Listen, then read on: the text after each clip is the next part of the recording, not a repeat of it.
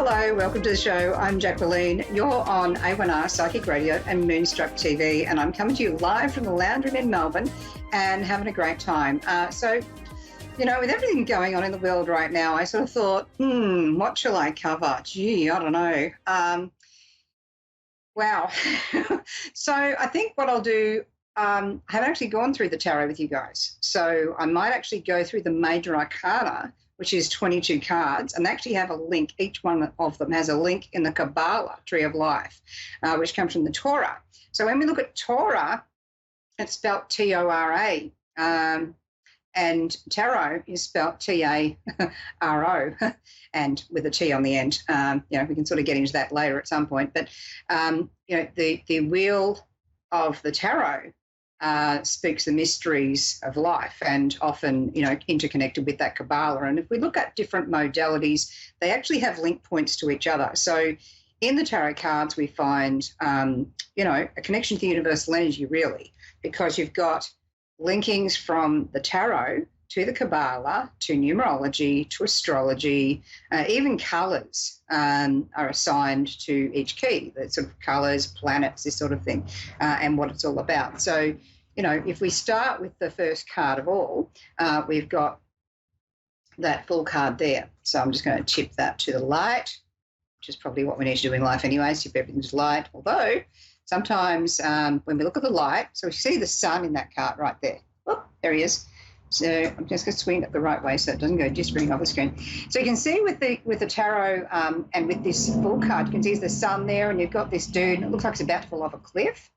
He's like do-do-do-do-do-do. He's wandering along, looking a bit vague. He's got his little, picnic sack on the end of his stick there, and butterflies just flying away there, and there's a dog right next to him. But he doesn't actually fall off the cliff. So when we sort of think of, firstly, the sunlight, it's very easy to shine your light in the middle of the day. And it's very easy to be illuminated in that light because it's not coming from within you, it's just happening around you. So it's very easy when, it's summer in your life, if you think of the seasons of your life, to just go, yeah, happy dance, right? What about winter, when things are dormant, it's kind of damn cold, it's wet, it's rainy, and it's like, oh, dearie me.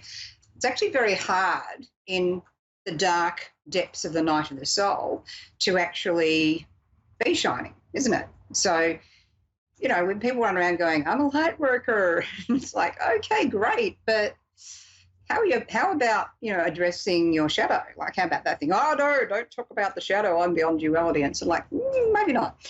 So sometimes we have to actually go through the dark points in our life to actually really go, that light is really great. I'm really so grateful for it. And I can really accept that in my life because I've been able to illuminate myself through the darkness and maybe even sit through that darkness. So when we're looking at this full card, we're also looking at this dude and he's sort of going along, and he looks like he might be in a precarious position, but he's being divinely guided. And so when we talk about the full card, there's sort of this idea of divine madness. And it's not really mad if you think about it, because what he's doing is he's following his intuition. He's following maybe what God's telling him or the universe is telling him, the energy's telling him and coming through and guiding him on that right path. And so something that might not seem logical, and it's coming from an intuitive angle of this feels right, I've got to do this. I know it might be hard or it might be strange or it might be, not really approved of by others, but it feels right to me.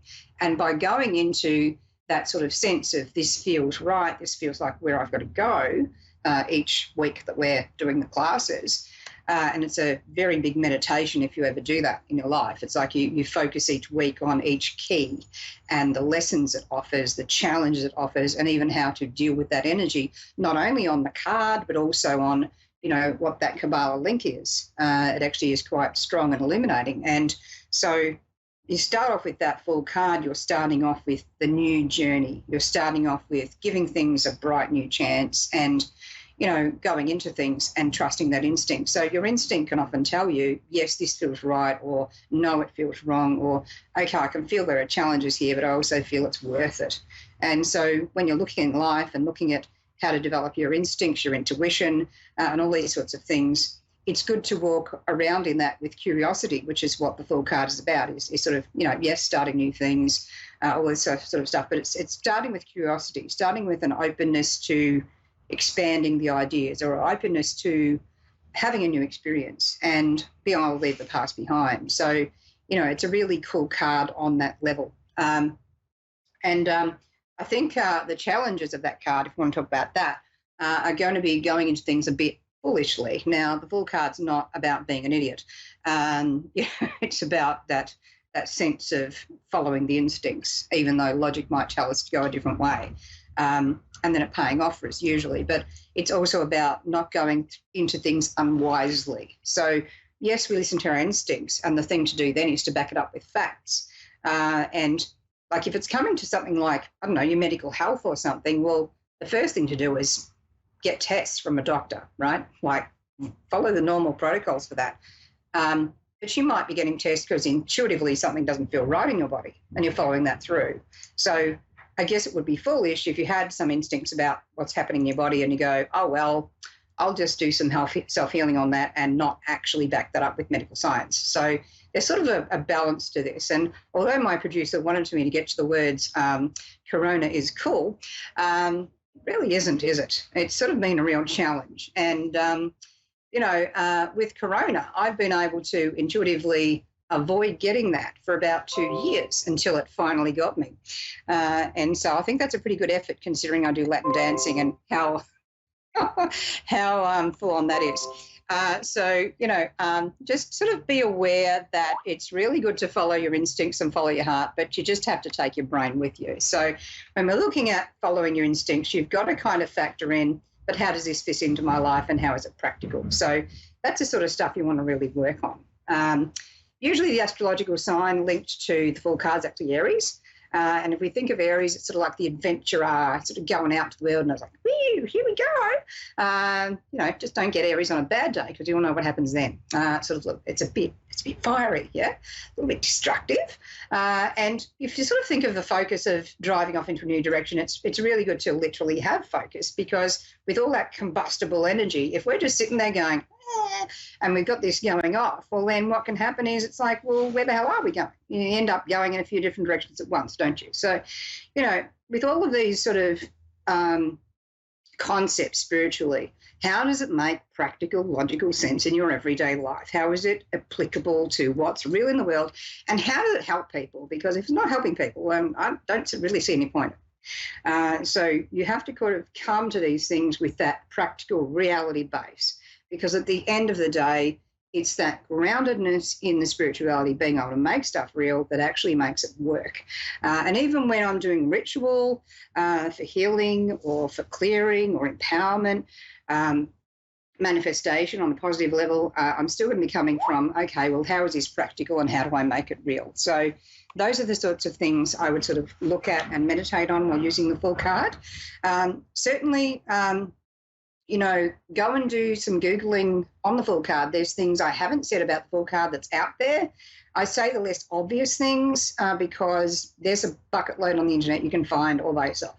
I'll probably add notes on the Jacquelene Closemore Live Facebook page about this later on. Just, give me a few days. And I'll update that each week when I do each card for you. So we're going to sort of go through this. And I'll even give meditations, things you can meditate on during the week to look at and go, aha. And so if you're finding these videos each week, you can run through them, and I'll post each of them in sequential order along with the work that you can do with that during the week if you're wanting to take that journey with me. In any case, it's lovely chatting with you all. It's been a wonderful time.